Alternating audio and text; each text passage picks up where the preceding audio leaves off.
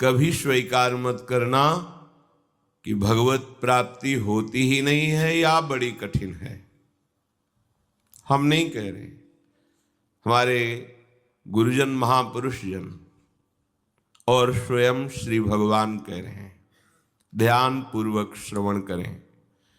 भगवान अपने को दुर्लभ नहीं बता रहे, अपनी प्राप्ति दुर्लभ नहीं बता रहे। भगवान कह रहे हैं अनन्य चेता सततम यो माम स्मरति नित्यशः तस्याहं सुलभः पार्थ नित्ययुक्तस्य योगिनः। हे पार्थ, हे अर्जुन, जो अनन्य चित्त वाला है, जो मनुष्य अनन्य चित्त वाला है, जो उपासक अनन्य चित्त वाला है, नित्यशः नित्य सततम निरंतर स्मरति मेरा स्मरण करता है, तस्य उसके लिए, नित्ययुक्तस्य नित्य निरंतर मेरे में मन लगाए होने के कारण मैं उसके लिए सुलभ हो जाता हूं। नित्ययुक्तस्य योगिनः अहं सुलभा, उसके लिए मैं सुलभ हूं। सुलभ माने सहज। भगवत प्राप्ति बिल्कुल सहज है, सुलभता पूर्वक मैं प्राप्त हो जाता हूं। जो मेरा अनन्य चिंतन करता है, अनन्य चेता, हमारे चित्त में किसी का कोई भी संबंध ना रह जाए। देखो, भगवत प्राप्ति करनी है, आनंद समुद्र प्रभु के दर्शन करना है, दुखों से, जन्म मरण से, रोगों से, नरकों से, कर्म प्रपंच से यदि बचना है तो एक ही उपाय है, मात्र एक ही उपाय है, दूसरा उपाय नहीं। मामेकम शरणम ब्रज, मेरी शरण में हो जाओ। श्री भगवान कह रहे हैं मामे वे प्रपद्यन्ते माया में ताम तरन्ते थे, केवल मेरी शरण में हो जाओ, मैं तुम्हें माया से मुक्त कर दूंगा। शरण में होने का तात्पर्य अनन्य चेता, तुम्हारे चित्त में किसी का भी संबंध नहीं होना चाहिए। खास बातें हैं। अगर चित्त में विषयों का संबंध, शरीर का संबंध, शरीर संबंधियों का संबंध, तो फिर चित्त उसी का चिंतन करता है जिसका हमारे में संबंध होता है। जैसे बिना कनेक्शन के बिजली नहीं जा सकती, ऐसे बिना संबंध के चित्त नहीं जाता। जहां संबंध होता है वहीं चित्त की वृत्ति जाती है। तो हमें कनेक्शन काटना पड़ेगा संसार का, इसे ही वैराग्य कहते हैं। ये अंतर की वृत्ति है। अंतर में सबकी ममता ताग बटोरी, मम पद मन ही बांध बर डोरी। यह है कनेक्शन प्रभु के चरणारविंद में। संबंध शरीर का, सुख बुद्धि भोगों में, स्नेह बुद्धि परिवार रिश्ते नातों में, तो भजन कौन करेगा? भगवत प्राप्ति किसको चाहिए फिर? वो भोगों में ही रति मानता है। अगर कहीं भगवत आराधना का अवसर भी मिलता है तो यही चाहता है कि मुझे मांगे हुए भोग मिल जाएं, पूर्व कर्म के अनुसार आई हुई जो विपत्ति समस्या वो टल जाए। इससे हमारा काम नहीं बनने वाला। अगर एक समस्या टलने से हमारा काम बन जाए तो बहुत सरल है समस्याओं का निदान करना। लेकिन यहां तो भीड़ लगी हुई है समस्याओं की, क्योंकि हमारा संचित कर्म जमा है, उसमें कुछ बुरा भी है, कुछ अच्छा भी है। वो कभी हमें सुख देगा, कभी दुख देगा, और ये परंपरा चलती ही रहेगी। अब ये परंपरा नष्ट कर दे, ये प्रभु के हाथ की बात है। वो तभी होगा जब आप अपने को प्रभु के चरणों में समर्पित कर देंगे। तो कटे कर्म बंधन संसारी, शरणागत जहां हृदय से हुए, तो सबसे पहला काम आचार्य गुरुदेव इष्ट देव उसके कर्म बंधन को काट देते। कटे कर्म बंधन संसारी, जिन कर्मों से बंध करके वो अगली योनि में जाता है, उन कर्मों को ही वो नष्ट कर देते हैं। तिहारे आगले पाछले अपराध हरिवंश खेवी। महाप्रभु हितजू महाराज कृपा करके कह रहे, शरणागत जन तुम निर्भय रहो, प्रियाजू की सेवा में चिंतन में मगन रहो। तिहारे आगले पाछले अपराध हरिवंश खेवी, बलिहार है ऐसे गुरुदेव की। कह रहे तुम्हारे जो आगे अपराध बन जाएंगे या पीछे हुए, उनको तुम चिंता मत करो। अगर ऐसा अवसर मिल गया है और अब भी भगवत प्राप्ति न कर पाए तो बड़ा दुर्भाग्य होगा। ऐसे आचार्य मिल गए।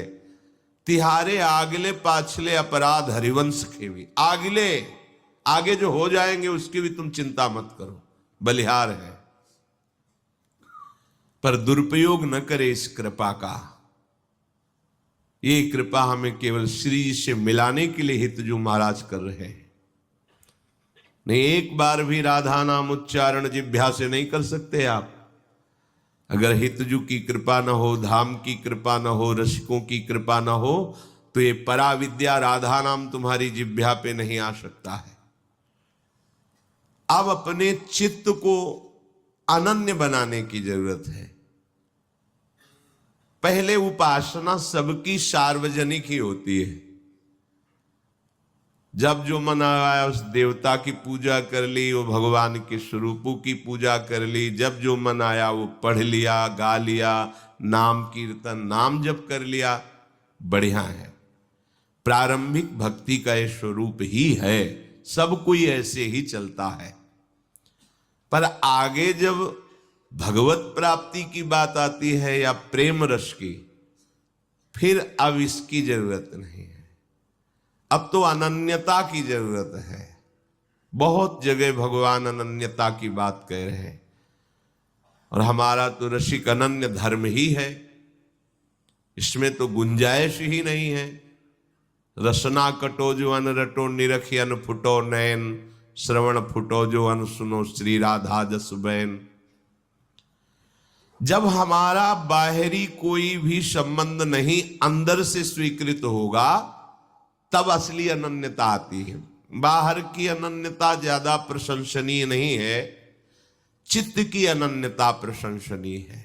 बाहर से तो व्यवहार यथावत करते दिखाई देता है, पर अंदर की जो ठसक है वो इष्ट देव की होती है। ये अंदर की चित्त की अनन्यता गुरु कृपा से आती है, साधन बल से नहीं आती, एक कृपा से आती है। भगवान अपने के लिए तो कह रहे हैं कि अगर आप हमारा अनन्य चिंतन करेंगे तो मैं सुलभ हो जाऊंगा।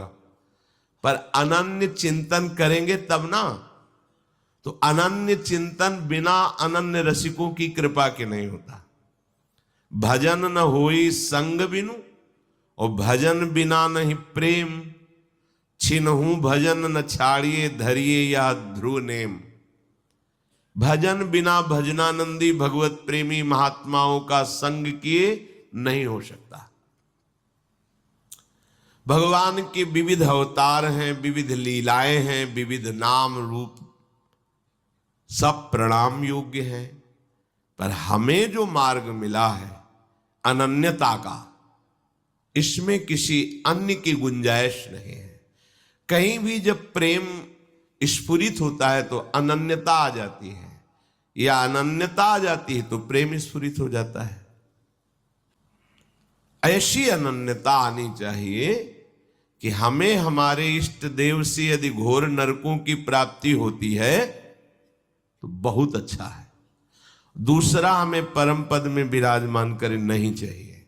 ऐसी अनन्यता कहीं भी, अनन्यता बहुत बड़ा फल है साधना का। जो अनन्य भयो ताके भाग को कहा कहिए, ध्रुवदास जी कहते हैं, ताके भाग को कहा कहिए।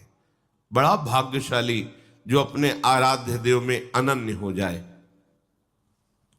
जहां हमने शास्त्रों में विशेष महिमा पढ़ी, वहां इष्ट के प्रति अनन्यता पाई गई है। उपमन्यु नाम के एक ब्रह्म ऋषि बालक किसी ऐसे ऋषि के घर बालकों के साथ खेलते हुए गए जो जजमान का सेवन करते थे, अर्थात उपरोहित्य कर्म करते थे। जजमान के यहां जाते, वहां से अच्छे अच्छे पदार्थ मिलते। किसी जजमान ने गाय दे दी थी तो उनके घर में गाय का दूध भी था, पर उपमन्यु जी और उनके पिता वो किसी जजमान का सेवन नहीं करते थे। वो जंगली कंदमूल फल खाकर तपस्या परायण रहते थे। उपमन्यु जी बालकों के साथ वहां गए तो उन्हें दूध पीने को मिला। लौट के आए, अपने पिता से कहा मुझे भी दूध चाहिए। उनके घर में दूध, उन्होंने कहा हमारे यहां उपरोहित कर्म नहीं होता है, हमारे यहां तो तपस्या के द्वारा भगवान को प्रसन्न करने के लिए चेष्टा होती है। माता से हट करके कहा नहीं मुझे दूध चाहिए ही। तो उन्होंने चावल को पीस कर घोल करके दे दिया। अब चावल का पिसा हुआ वो सफेद तो दिखाई देता, पर स्वाद दूध का नहीं था। उपमन्यु जी ने कहा ये दूध नहीं है। उन्होंने झिड़क कर कहा तुम्हें कह दिया हम अकिंचन तपस्वी जन हैं, हम जंगली फल मूल पत्तों से अपना उदर पोषण करके भगवान की आराधना करते हैं, कहां से तुम्हें दूध दें। कहा हमें दूध चाहिए। बच्चे थे, उनका यदि दूध चाहिए तो गाय का क्या, सीधे क्षीर सागर से तुम्हें दूध ला के दे देंगे। परम कृपालु भगवान शिव की आराधना करो। हां करूंगा। ब्रह्म ऋषि बालक थे। जाओ ये मंत्र जपो, ऐसी मुद्रा में खड़े होकर के भगवान शिव का इस तरह से ध्यान करो, कुछ ही समय में तुम्हें जो तुम कामना कर रहे हो तुम्हारी पूर्ति हो जाएगी। माता ने ऐसा आशीर्वाद दिया। उपमन्यु जी एकांत क्षेत्र में दाहिने पैर के अंगूठे केवल खड़े होकर दोनों हाथ ऊपर उठाकर और मंत्र का जाप करते हुए भगवान शिव के रूप का ध्यान करने लगे। बहुत वर्षों के तप से प्रसन्न होकर भगवान आशुतोष सदाशिव और माता जगदम्बा नंदकिशोर पर विराजमान होकर आए, पर उनकी निष्ठा